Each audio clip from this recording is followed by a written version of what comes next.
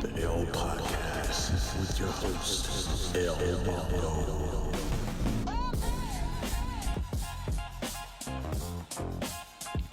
The L Podcast with your host, LBONGO. LBONGO.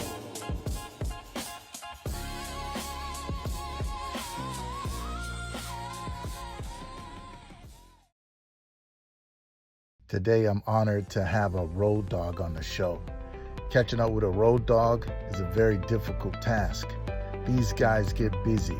I mean, really busy, which makes relationships hard and challenging. Roadies are all around the world all the time. We travel the world. We've eaten the best foods. We've had the best accommodations and penthouses all around the world. We've done it all, seen it all, eaten it all. Pause. You know what I mean? There's not much that surprises us because we've seen everything.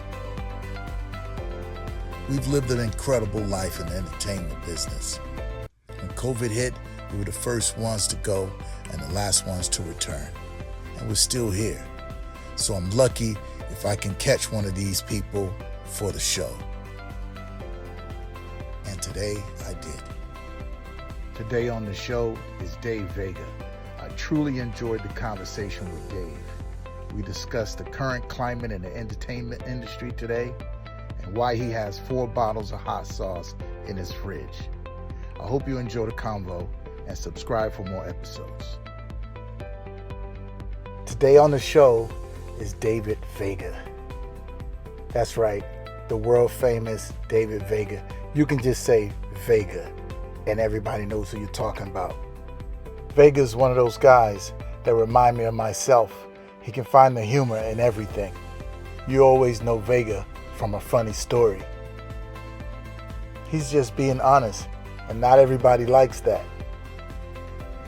Vega and I started in the video shop, working side by side, trying to learn everything we can. He became one of the leading video engineers of the industry, and he's out there showing and proving that it's okay to start small and get to the big league. Vega is one of those guys. If he's got your back, he's got your back. I'm very honored to have on the show today, David Vega. Vega.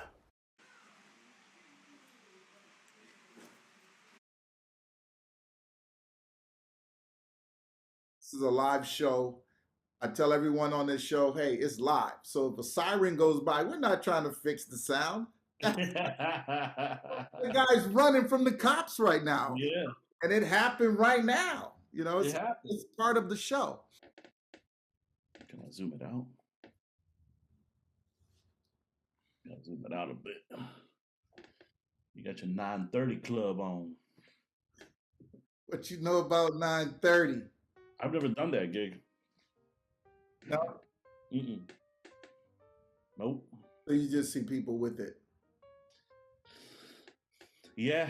Everybody's like, oh, that gig is crazy, man. It's historic and it's an old building and where is it? In DC, right? It's in DC. Yeah. And it's in DC. It's like only roadies know what 9:30 is, right? Mm-hmm. And one time I was in the gym, because you know how we are. We feel like, hey, this doesn't belong to anyone else. They got the T-shirts for you guys. Go get the shirts, right? Yeah. So I see this guy in the gym. He has 9:30 on. So automatically I'm thinking this guy may be a roadie, right? But I don't want to just approach him. I'm letting him work out, And I said, okay, I'll just find the right time to meet, and say something to him. Yeah. So I find that moment, and I go up to him, and I ask him, if he's in the business, and he says no. I said, okay, why you got that on there? It's almost like when you're a shop guy and you're wearing a tour shirt, right? The tour guy is like, okay, you wasn't on the tour though. I mean, I appreciate what you're doing. You're trying to represent, right? but it's an honor, to have certain material. It's Yeah. like being on a pro football team. Only the coaches have certain jerseys, and the Hmm. players have certain hats, and then they sell the rest of the stuff to the fans. So it's like that. It's like a fraternity, or sorority, or it's for the people that's in this. So Yeah. so he didn't. He said it was a friend of his, and he said so many people approach him about wearing 930, Hmm. and I go, yeah, you probably need to take that off.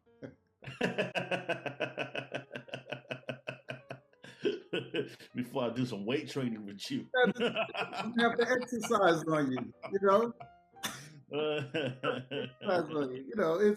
It's that, man. It's Yeah. members only kind of thing. Yeah. Not that they're not invited, but even when I was a shop guy, I would wear stuff. I'm sure I don't remember, but I'm sure I would wear something. I just don't remember doing that. But I do remember, seeing other people in the shop that has like a tour shirt on because maybe somebody left some stuff in a case. But what you don't realize is they're gonna give that to their family or something like that. You know, Mhm. some kind of close association. Yeah. You know. Yeah. And I have run into some people that have had on 930 and they were in the business. Hmm. So it is kind of cool. I don't know if you do small enough shows to ever work that club. I'm not part of the 930 club. What I'm saying, big is you do big shows, man. Yeah. You do big shows. So I don't know if you're ever gonna have the opportunity to get 930. That's my point. Nobody wants to put me out as LED2 no more, man, or LED3. Yeah, that's what I'm They don't saying. want to give you that gig no more. They're like, nah, man, sorry, man. We You're got not, someone else for it. yeah, your 930 days are over. Yeah. You never reach 930. You're never going to reach it at all. Come on, man. I want to go do a little gig like that. They're like, nope, sorry. you Nah, man. you missed your 930 timeline. Your skill. We need your skill set for other stuff that's coming up. But this stuff's coming up. We'll let you know. Yeah.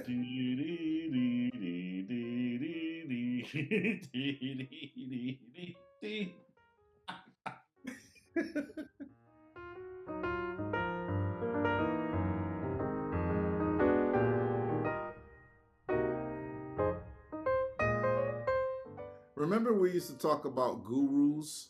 Oh, guru points. Gurus. And what is gurus for the audience listening? Like for us, the gurus are always seen as the expert. Oh, this person is the guru. They have all these incense, and like you never see them making the incense. Like the people making incense, right? You never see the people making any of this stuff, right? Right? It's the Pharaoh saying, "Man, y'all make the pyramid. I ain't making it. I don't do that." So Ellen and I had a system. So Khufu got all of them working. You know what I mean? It's like, I ain't working. I'm gonna go meditate, right? We had a system. Remember our system? A guy would be announced and be like, "Hey, such and such is coming in." It's like, okay, he's a guru at this, so you guys pay attention to him. He's gonna show you all how to do it. Automatically, Ellen and I would look at each other and be all right. We give him 500,000 points. Yes. Guru points, we called them. Guru point, okay. 500,000. 500,000. Okay, let's see. It was exaggerated, man. Right. And then as soon as he got in, we saw him scratch his head almost every time. The first thing they'd be like, I don't know about this, right? And if he opened up a manual, he automatically lost 250,000. Yeah, he loses 250,000 points. 50,000 points. That's half, right? Guy is not a guru, right? He started asking us questions.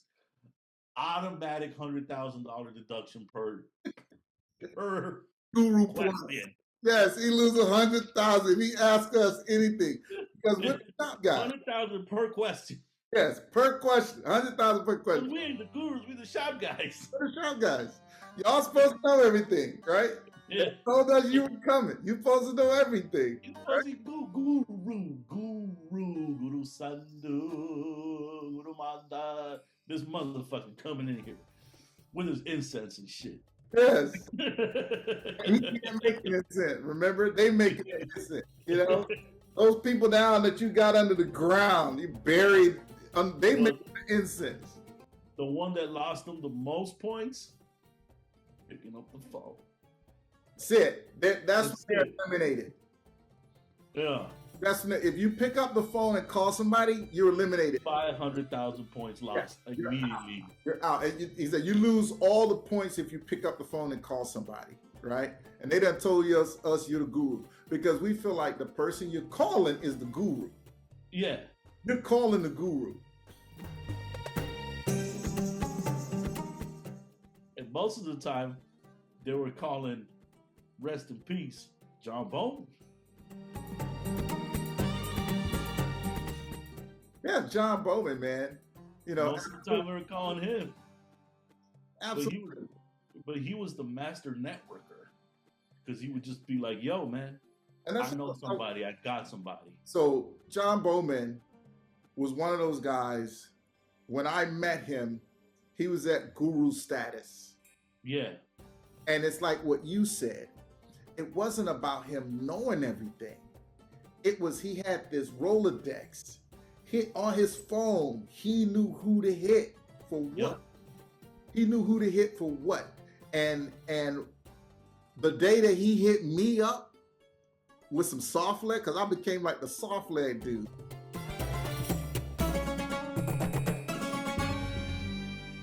He hit me up with a soft leg question. I was like, oh man, I'm honored. I made it. Bowman is asking me a question. Yeah, I made it. He asking me a question, you know, but I appreciate because it's like, hey, I know you know this, you're right.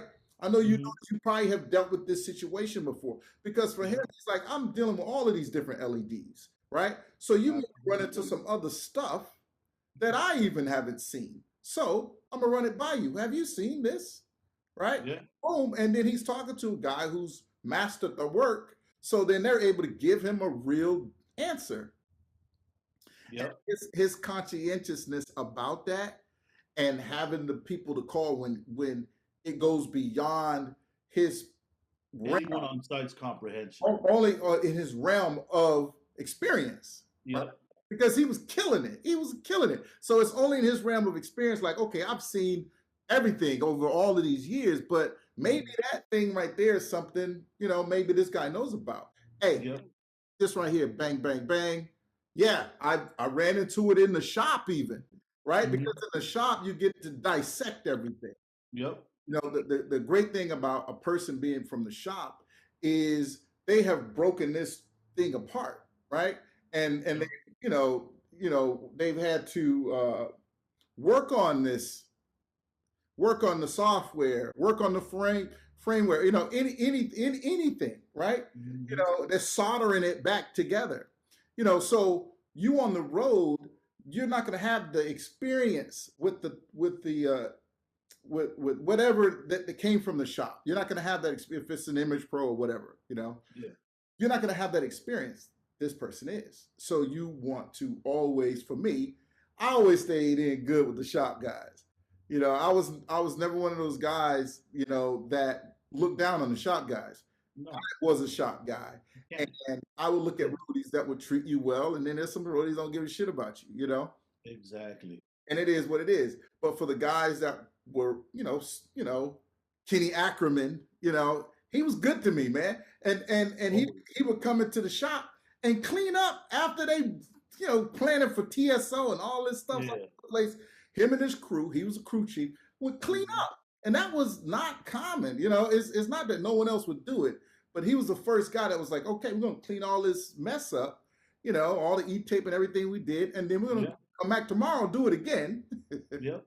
We're going to do it again, but we're going to clean it all up. So for me, looking at guys like that, I'm able to say, hey, I want to be like that when I get in that position. And like John Bowman was. John Bowman was one of those guys that was like, man, he's all over this. Yeah. And he trusted his crew and he pushed you. I mean, he pushed me a lot. I remember he's the first person to make me climb. It's fucking hilarious. Remember the baby harness? You're going to come help me on this gig. You're going to fucking learn how to climb. Motherfucker didn't give me no lesson. He just like, go up there and do it. That's the lesson. I addressed my entire side backwards. You and that harness, man, it was like so many jokes. That was the beginning of really apps really doing something. Because I don't know if you make all those pictures. So I used to put those pictures up, right? That was like the beginning of that. And there's one that I made with you in this baby harness in your hand. But yeah, that was John. And I brought him up in the conversation. This man Bob is still out there, you know. It's like, yeah, man, you know, you when you love it, you know. Yeah. And this is a business that you can age in, you know. There's not a whole lot of jobs you can have until you go. And the entertainment business is one of them. You can grow old in the entertainment business. When we're traveling, you don't know where you are. No. You know, Casey was one guy that said to me, hey, you need to look and see what the hell is going on wherever we're going. Don't just be rolling up in these countries thinking you about to go outside and go to some bar. See what the climate is. That was his thing. He was like, see what the climate is. See what the climate is. And then, you know, go ahead. Hey, enjoy the Turkish tea. Enjoy, you know, wherever you are in the world, right? Yeah. Always pay attention to what the hell's going on. Because one time I got to Turkey and they was having some protests. You know, there was some protesting going on. And, you know, they were bringing us from the airport, but they could only get so close to the airport. I mean, to the hotel. Yeah. So they said, hey, you guys got to get out and go with your luggage, carry it. The hotel is right over there. It's close by. Of course, close by, right? Yeah. It's close by. But we had to go past all these people getting, you know, they're getting sprayed by the police. You know, it's like, they throwing gas. We go with our luggage going up hills and stuff. I know Dylan, I don't know if you know Dylan Lovelace, but Dylan was like, man, I'm not getting off this bus. They out there like gas and stuff at these people, you know. They gassing the citizens. Like, wow, why am I going to get off this bus? You're going to run into whatever's going on there, you know, and if there's racial stuff going on, again, use somewhere else. And you need to be mindful of that because you're not seeing any different than anything that's going on here. That 930 can't save you in these environments.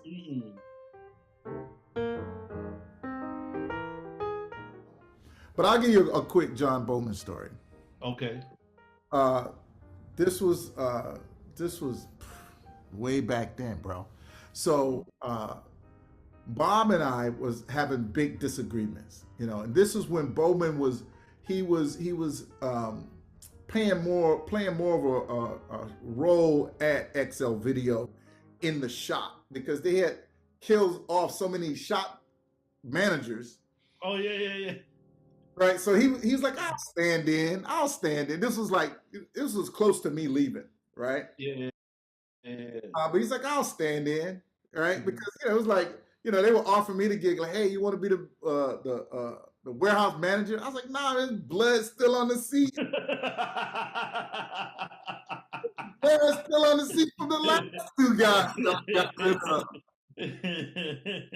Last two guys. The last three guys. Louis, you know, you had Josh, you know, you had Dave Hislop, you know, all you guys watch this show. You know I'm telling the truth.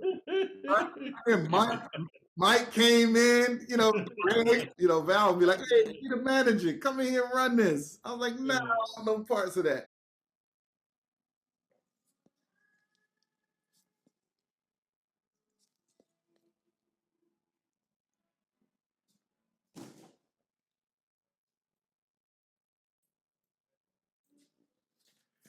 This how bad it's gotten in XL Video. I'll be damned. Right? You know, my goal was, I want to get on the road one day. And I'm the type of person, man, I set my goals, I set the aim, I go get it. I'm one of those people, man. I'm going to go get what I'm after, you know? And so my mind was, I want to be a roadie. I don't want to be here managing, telling these guys what to do. Hey, Gee, cut some more tape. You know what I mean? Take some more cables. Like I don't. He got it. He got it. I don't need to tell him anything.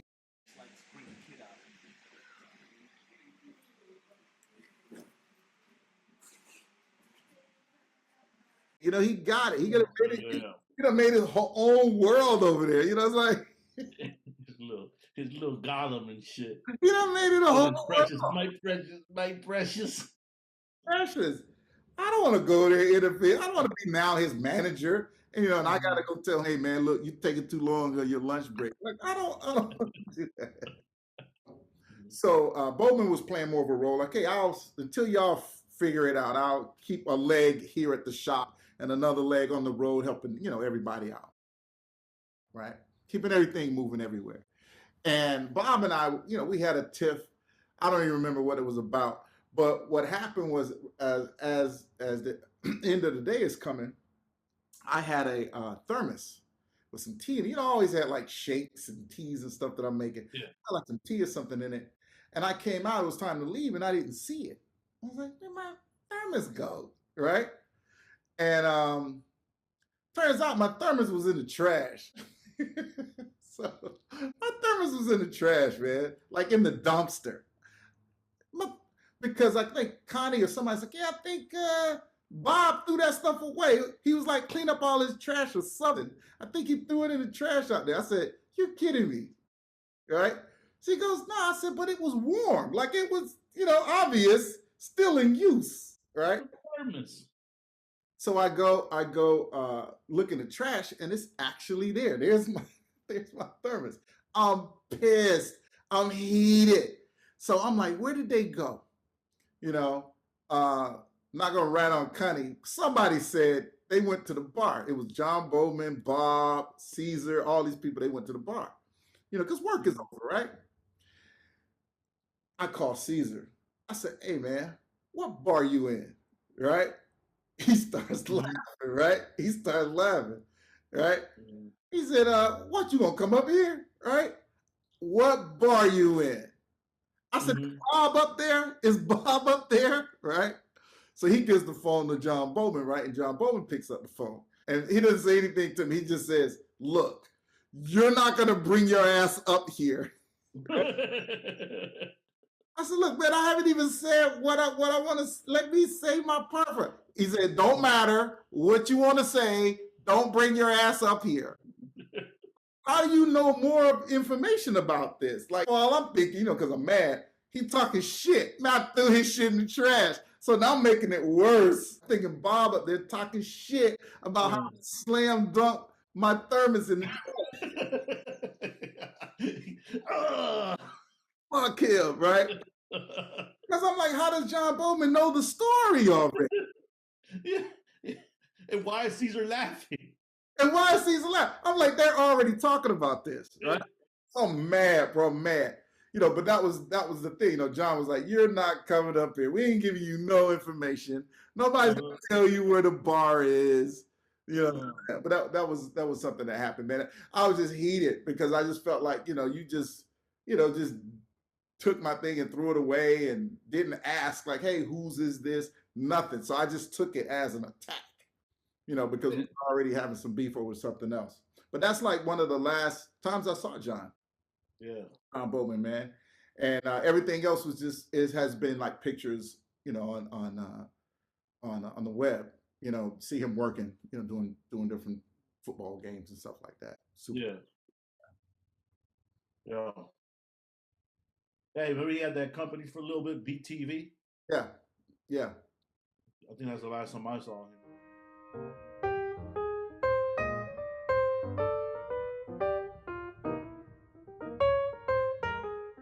Even if you're the crew chief, you're still a coach, right? You're not my boss directly. I'm my boss. We're working together. You're your boss, right? And they put you in the lead to lead. You're not being a good leader. Then it's like, okay, you're not being a good crew chief, man. You're making everybody miserable. We're all adults out here, So yeah, so some of those relationships, you know, they go sour, man, and you walk away from that tour and never really fix the damage that was done there, you know, through Yeah. immaturity or whatever mistakes, you know. Most people don't want to fucking sit down and have a conversation about it. They just shut it out. Correct. Saying like being like, yo, man, what is it that you know that you have a problem with me with? It's like when you have that conversation, you have to be mature about it. Right. This ain't no crybaby shit. This is, but the thing is that most people, once they reach a certain age, let's say, I don't know, 25, put a number out there, Right. they're kind of just stuck in their ways, man. It's hard to teach them anything. Once they hit 30, forget about it. Right. You know, you tell them something, it goes in one ear, goes out the next, they don't listen. You know, we could be the same too, you know? No, of course. Of course. You know, so But I have taken guys to the side and say, hey, what is the problem? Right? yeah. You know, or it may be, hey, you know what, we're great outside of work. When you get to the job, I don't know what changes here, right? You start acting very different. We having more beef at work. But after work, you know, you want to have a beer and act like that didn't happen. And Yeah. that's not going to play well. You know, let's be adults and let's talk about this. What is the issue? Yeah. Right? Right? You know, and if I'm at fault, let's talk about it. I always stay available for cameras. Yeah. Because I'm able to learn directing even while I'm working the camera. You know, so I feel like I'm in class, right? So I always say, nah, give me a camera gig. I'll go work camera for another director, you know? Yeah, absolutely, all day long. Yeah, because you don't get an opportunity as a director to hear someone else direct, you know, unless you're doing your research and stuff. I mean, I do all of those things, but in terms of someone I know, you know, I get to learn something from them. Like, oh, wow, I like the way he called that or the way she, you know, directed that scene. Yeah. You know, so I'm always there to learn. You know, I love working the camera for that reason. That's been one conversation that I've been having with people lately, man. All these new kids coming in, they just want to go straight to direct or straight to media servers. It's fucking annoying because they don't want to learn all the other shit. Like we had to learn it all. Right. Go see if you can figure out that projector. Go see if you can figure out that screen. Go figure out that catalyst. Go figure out that hippo. You know, see how that system works. You know, and I feel that those people, you know, they not that I want to direct, but I can. It's not difficult, you know. But you know, I'm tired of seeing these younger people coming into the industry and never having, you know, had to fucking run 100 shows on handheld. Right. And they just want to go straight to directing or straight to being the media server programmer without even understanding video itself.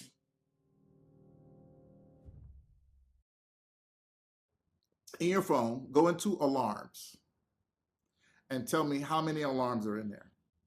Oh, you already know. What you got? What you got?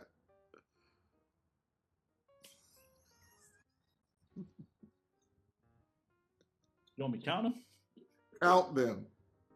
Man, it might take like a half an hour. 1, 2. Okay, 1, 2, 3, 4, 5, 6, 7, 8, 9, 10, 11, 12, 13, 14, 15, 16, 17, 18, 19, 20, 21, 22, 23, 24, 25, 26, 27, 28, 29, 30, 31, 32, 33, 34, 35. You want me to keep going?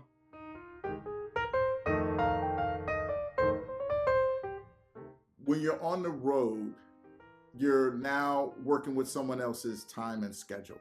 So you're not waking up when you want to and all of this, right? You're doing an assignment, right? How much time do you give yourself before you head out the door to head to a lobby call? And base that on the time you would set to wake up. And then 45 minutes to an hour. Huh? 45 minutes to an hour. You give yourself 45 minutes to an hour to walk out your hotel room door. Usually it only takes me about half an hour to get out my hotel room door. You know it's going to take you about 30 minutes, but you're giving yourself an additional 15 to 20 minutes. 30 minutes, yeah. 15 to 30 minutes. 15 to 30, right? Yeah. So, okay. So that's not a big window. That's not a big, you're waking up pretty much getting ready, because whether or not you're going to get in the shower, get dressed, you're already kind of moving in that direction.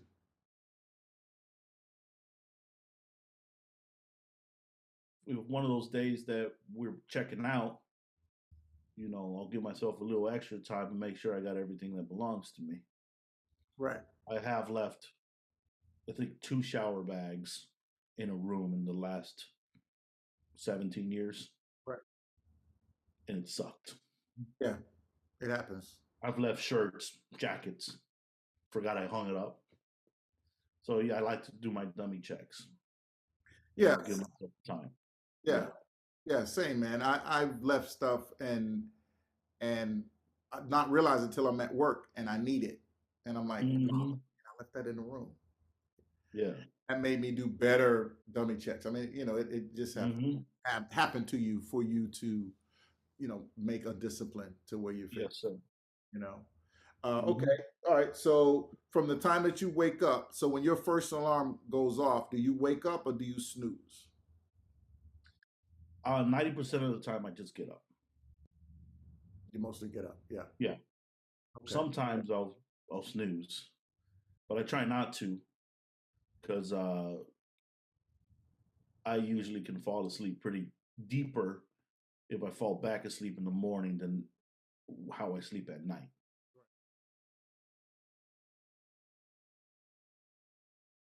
Last year I was in Copenhagen, walking around the streets, and I swear I heard some salsa music. I am like, I do not hear live salsa music. I'm in fucking Copenhagen. So, you know, remember back in the day when we used to play playlists not playlists. We used to play random stuff in the shop. Yeah. And we do the whole, what is that? You know, remember that? We act like zombies. Whenever you played something I like, or I play something you like, you gravitate towards my side of the warehouse and be like, what is that? That's kind of how it happened. I was just like, I hear it, and I'm just like zombieing over there. Dude, I fucking walked straight into this block party, full on Dominicans and Puerto Ricans and Cubans on stage, a couple white people just jamming some good ass salsa. Again, Colombians, Puerto Ricans, Dominicans dancing. Right.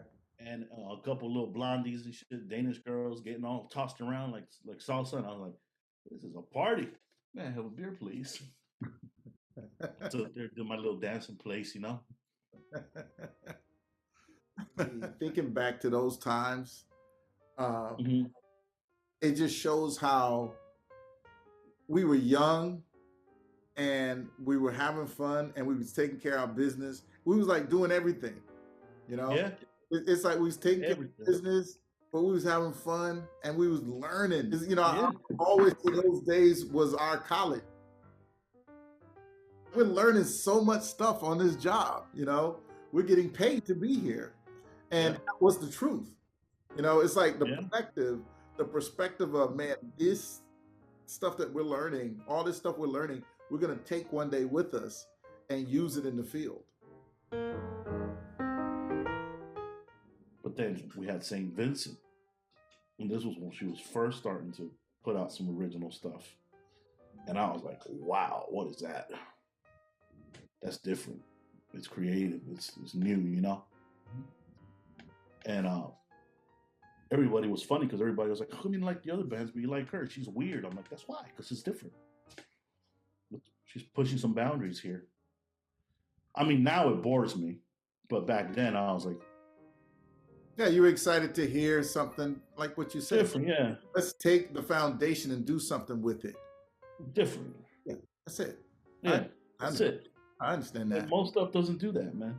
Yeah, I understand that. It's like for me seeing a great film, you know, that's very intelligent, you know, with the script, with the way they put together the set, the wardrobe, the acting, and the director, like the cinematography, if everything is there, it's such a treat. It is. Sure, you can make a movie. Sure, Anyone can make a movie. Yeah, you can make a movie. We've made 150 Spider-Mans already. Yeah, exactly. You can make a movie, but it's like when it's a really good one and it's put together, they took all the same things that you have and they just did more with it. I've gone and only got fries at places. I'll go to one of those falafel places because they make some bomb fries. Easy Nate found them. Nate loves French fries. Yeah. No salt. No salt. Nate, it's already fast food. They shitted on it in the back, and you concerned about salt. You don't like the salt. Nate, if you could have seen when they opened the bag, when it fell on the ground, there's more than salt on there. No salt. There's way worse shit on there than salt, Nate. I just saw the bag open up on the floor. See the gray hair? Yeah. I'm separated from these guys. There's some stuff they be talking about. I don't know what the fuck they talking about. And vice versa. There's some shit old shit I say, you know, they'd be like, what are you talking about? You know, I'll say something like, I'll say, hey, you know, you can go up to a girl and talk to her, right? You don't have to do it on your phone. You can just go up and say, hey, look, let me talk to you. Come here. I'm talking to her right now. Yeah, I'm talking to her. I'm writing her the same paragraph I wrote the last 50. What are you talking about? I'm talking to her right now. You know, you can just go up to her and say hello. I told this one guy, I said, as soon as AI figure out how to pay these chicks bills, y'all motherfuckers are done. Y'all are done. They're trying to help. AI's trying to help you. Here's where all the girls, I'm going to categorize them for you. Let you know what they're into. This chick likes to be tied up. She's on this app. AI is helping you out, right? Yeah. But the one thing you're not doing is, I keep seeing on Instagram and Facebook and all these places, these girls are like, pay my bills. What Beyonce said a long time ago, pay my bills. Fly me to Dubai. Okay? So if you boys are not doing those things, AI is taking y'all women. They already driving up the street. I saw a Waymo, one of those Waymos. They had a vape pen. They're already smoking. They had a vape pen and it was bumping some music. Nobody was in the car. I was like, what the hell? The Waymo. Robots taking all the bitches. I'm telling you, y'all boys are done. Soon as they figure out how to pay the bills, you're out of here. This part of the show, we see how black you are, right? Okay. How many hot sauces you have in your house? In my fridge right now? Different hot sauces are in the house. At least 4. At least 4. Yeah. Are any of them in the cabinets? You got to count everything. They're all in the fridge because they've all been used. So they're all in the fridge. Yep. I got like Cholula, Valentina, Tabasco, and some Louisiana sauce. Yeah. And maybe even a couple packets from, there's a place called Taco Time up here. It's kind of our Del Taco. I got a couple packets of that. And shamefully so, I do have some Taco Bell sauce in that motherfucking too. Hey, it counts. It counts. Taco Bell got the sauce. When I used to eat hamburgers when I was a kid, McDonald's had the sauce, man. That sauce on their burgers with the onions, it was delicious. Wendy's, not Wendy's, Popeye's chicken, man. They used to give you like Cajun rice. You get like some Cajun rice, some mashed potatoes or whatever they had. Anything that gives you diabetes. You know, they had like mashed potatoes and rice. You get both. And rice, both, yeah. They helping you with the diabetes. Double beaties. Double beaties. And fried chicken and fried chicken. But it was delicious because they had spicy chicken. They were the first ones, at least for me as a kid, with spicy chicken. Yeah, it wasn't that Nashville hot chicken. It was Popeyes. It was Popeyes. They had that spice. It's like, man, get the fried chicken, the spicy one. If Taco Bell sauce is in the fridge, it counts. You know, I'm hearing people getting fired over fucking someone saying something, probably joking around and not meaning anything by it. Next thing you know, they're on a plane ticket home because this person's crying in production that they made them feel uncomfortable. And I think that's the thing. You try to make an attempt to correct behaviors. Hey, listen. Yeah. I wasn't trying to offend you. I'm just talking to some friends over here. But I'll be mindful of that. Let's keep it moving. We all out here trying to make a living. We trying to make that money and get home. There's language out here, that may be offensive, but the intent behind it may be innocent, So let's at least try to address it instead of, I don't want him out here or I don't want her out here. And it's like, okay, can we have a quick conversation? Because you never know where that really came from. Because sometimes the person not even talking to you. It's like they was talking to somebody else. Like it wasn't directed at you at all. Like talking about a movie. So it can be out of context on a lot of levels if there's no conversation behind it. What do you think I scored on my level of blackness? You're going to round those up at some point and figure out point system? Yeah, I'm going to do a point system, but just off the cuff, you black.